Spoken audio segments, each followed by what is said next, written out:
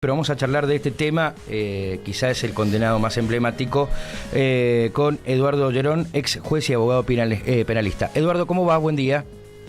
Muy buenos días, ¿cómo están? ¿Qué dice? ¿Todo en orden?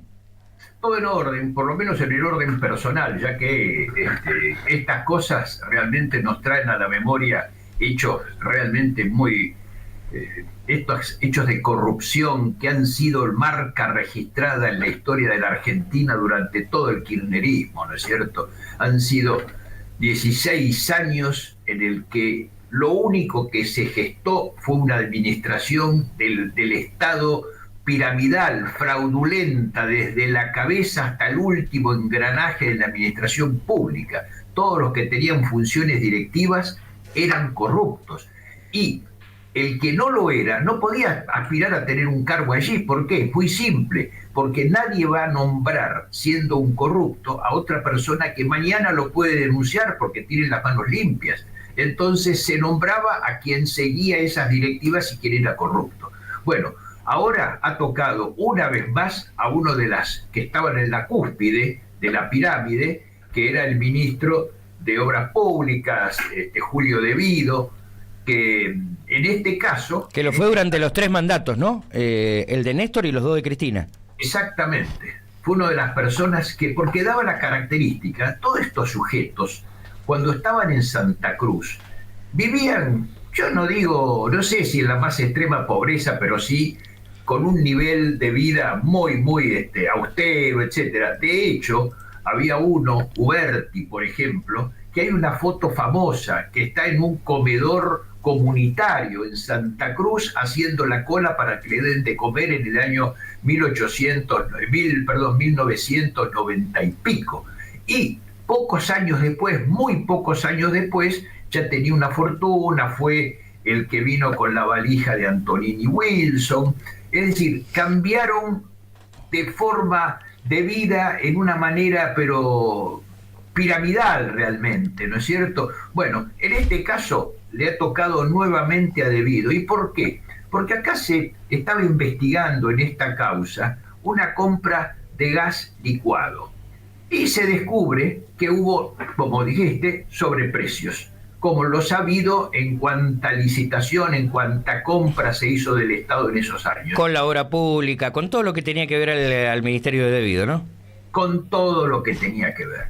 Inclusive es famoso, por ejemplo, el caso de los bolsos de uno de sus discípulos, de sus segundos, que era López. José López, Lópezito, ¿no? Famoso, tristemente famoso por los bolsos. Y no solo bolsos, Eduardo, déjeme hacer un paréntesis ahí. Porque si uno quiere ficcionar, lo que sé yo, como hay tantas series políticas, House of Cards, ninguna se atrevió a poner un funcionario tirando bolsos a un convento con una ametralladora en la mano. Pero es un disparate. Algo que no pudo ser explicado por los que querían explicarlo de ninguna manera, y por eso lo dejaron de lado, por eso lo corrieron y le dijeron el único responsable es López, ¿no?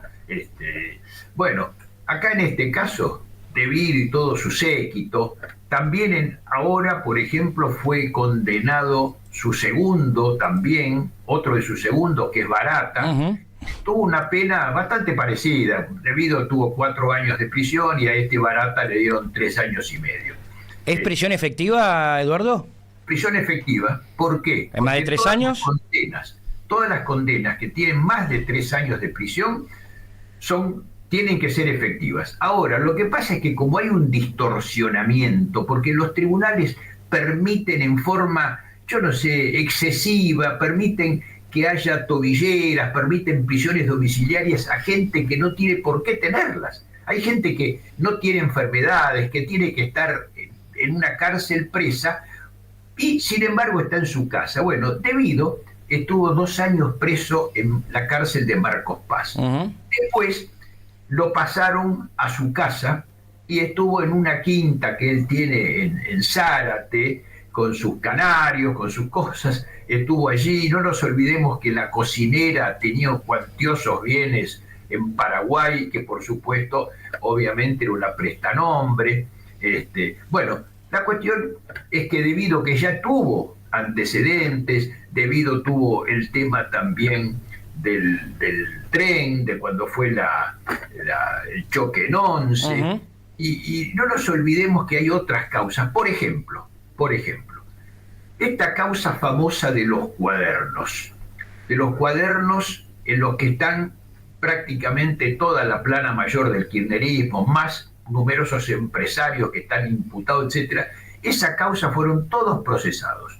Ahora empieza un juicio oral que va a empezar en noviembre. Va a ser muy largo, obviamente, Muy largo. porque hay una cantidad gigantesca de imputados y porque además, como los tribunales están sobrecargados, yo estaba leyendo que le van a dar un día por semana solamente la posibilidad de hacer este juicio. Entonces, a un día por semana, que se reúnan unas horas solamente. Oh, es una ¿cuánto causa que puede tiempo tardar, va a sí. ocupar? Esto va a ser años, ¿no es cierto? Bueno, y esto hay hay varias formas de encarar, pero no va a ser el motivo de esta charla de ahora, de cómo aligerar en los tiempos de la justicia. Entonces, así como la causa de Cuadernos va a empezar ahora en noviembre, hay otra causa muy importante, que es la causa Skanska. Skanska era una empresa sueca que tenía contratos del gobierno obviamente con sobreprecios. Y allí se descubrió, y también pasó lo mismo que con este tema del gas licuado, se descubrió los sobreprecios, se descubrió cómo se pagaban las coimas, y es uno de los que está imputado en esta causa, procesado. Más aún, vamos más, el fiscal ya hizo su alegato y le pidió que lo condenen a 5 años de prisión, que se sumarían A eso le iba a preguntar. ¿no es cierto? Eso le iba a preguntar. 4 más 5 son 9.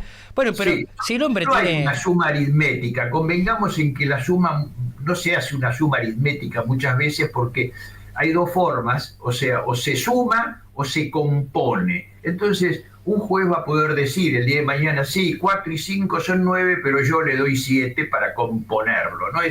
Tienen una forma de regalar años en perjuicio de la comunidad y en favor de los delincuentes. Eduardo, un juez no puede decir, le doy 5 en definitiva, pues sería 4 más 1 de la otra condena, que es la mayor, y le doy 5. Nada más. Los jueces pueden decir cualquier cosa. Claro. Los jueces pueden decir lo que sea. Una de las primeras cosas que uno aprende cuando empieza a estudiar Derecho en la facultad, que le dicen, ¿qué es la ley? Y le dicen, la ley es lo que los jueces dicen que es.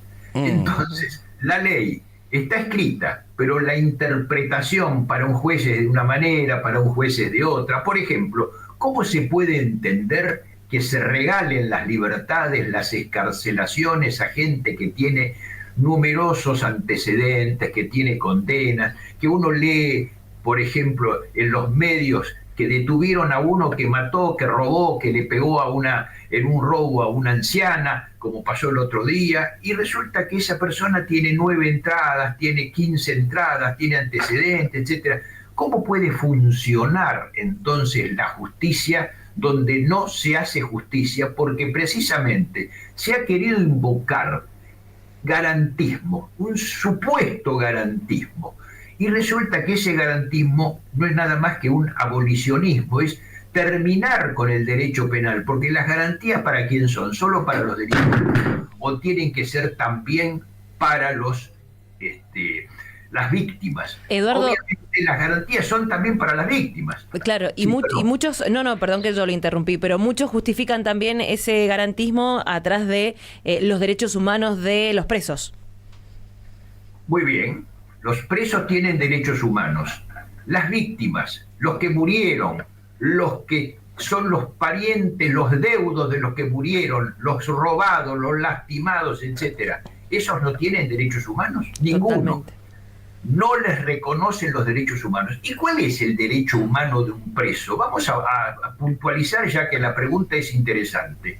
El derecho humano de un preso es que no entre nadie a vejarlo, a pegarle en la cárcel, a tener un trato precisamente inhumano. Pero un trato que sea humano es impedirles que tengan un celular, tenerlos sujetos a una disciplina, obligarlos a trabajar, devolverle a la sociedad el mal que hicieron, y eso es humano, no es inhumano. Entonces nadie va a negar que los presos tienen derechos humanos, pero no es pedirle, si los presos quieren tener celulares, quieren tener beneficios especiales.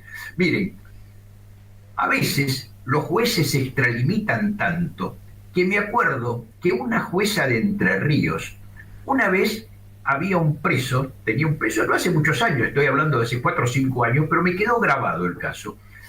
Un preso al que, como quieren que hagan deporte, y me parece perfecto que los presos hagan deporte porque es una forma de que tengan ocupado su tiempo también, le preguntaban qué deporte quería realizar. Y uno dijo, yo quiero pescar.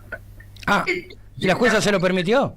Dispuso que fueran 3 penitenciarios hasta el río con el preso para que pueda pescar. O sea, esto se llega a límites ya extravagantes, ¿no es cierto? Eduardo, menos mal que no dijo quiero hacer surf porque lo iban a tener que llevar a Mar del Plata, mínimo. Pero tal cual. Y no digamos, no dejemos porque algún juez seguramente... Sí, no demos ideas. Ahora, hay una pregunta clave acá, Eduardo. Lo que se conoce como doctrina Zaffaroni, ¿no? Que es esto que usted está diciendo con un fin abolicionista. ¿Es ideología o qué otra cosa persigue? Pues si no, es difícil de entender. Es una clara ideología.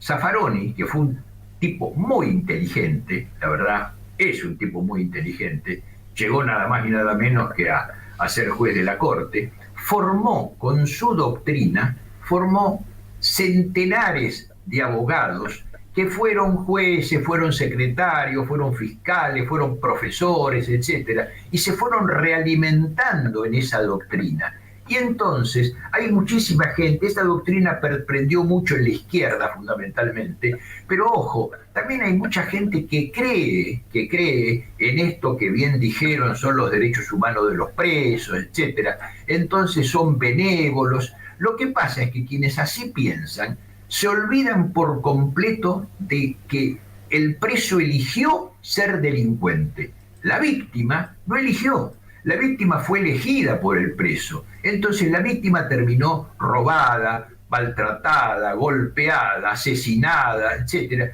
Y esa gente no tiene derechos. Y una manera de negarle derechos a esa gente es, por ejemplo, dejar en libertad a su victimario. No hacerle cumplir una condena como corresponde. Es como revictimizar a la víctima de alguna manera. Es revictimizar a la víctima, exactamente.